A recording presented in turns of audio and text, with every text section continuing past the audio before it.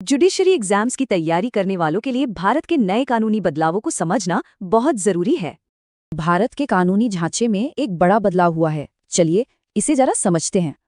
देखिए, पुराने IPC, CrPC और एविडेंस एक्ट की जगह अब नए कानून आ गए हैं, मतलब तैयारी का तरीका भी बदलेगा। तो सबसे पहले सुप्रीम कोर्ट के उन नए फैसलों पर नजर डालते हैं जो परीक्षाओं के लिए बेहद जरूरी हैं। पहला और सबसे अहम केस जुड़ा है हमारे पर्यावरण और मौलिक अधिकारों से।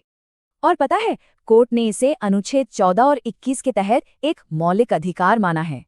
अगला केस नए कानूनों के तहत प्रक्रिया को लेकर काफी कुछ साफ करता है। इससे ये साफ हो गया कि केस फाइल करने की समय सीमा कब से शुरू मानी जाएगी। इसी केस में जुडिशल सर्विस में भर्ती के नियमों पर भी एक बड़ा फैसला आया। कोर्ट ने देखा कि 3 साल की प्रैक्टिस का नियम कहीं महिला उम्मीदवारों के लिए एक रुकावट तो नहीं। चलिए अब देखते हैं कि कैसे कोर्ट के पुराने फैसले ही नए कानून की शक्ल ले रहे हैं। ये टेबल साफ साफ दिखाती है कि कैसे पुराने न्यायिक सिद्धांत अब पक्के कानून बन गए हैं। इतने बदलावों के बावजूद कुछ पुराने संवैधानिक केस आज भी सबसे जरूरी हैं। ये 4 केस, इनको समझे बिना तो मेंस की तैयारी सोची भी नहीं जा सकती। ये सिद्धांत हमारे संविधान के मूल ढांचे और उसकी पहचान को बचाता है। इस केस ने आर्टिकल 21 यानी जीवन के अधिकार का दायरा बहुत ज्यादा बढ़ा दिया।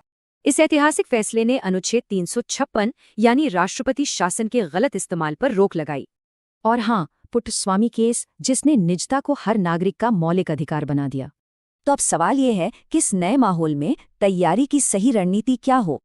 इन 3 तरीकों से तैयारी करेंगे तो कॉन्सेप्ट्स एकदम क्लियर हो जाएंगे। कानून तो हमेशा बदलता रहता है। सोचना यह है कि अगला बड़ा लैंडमार्क केस कौन सा हो।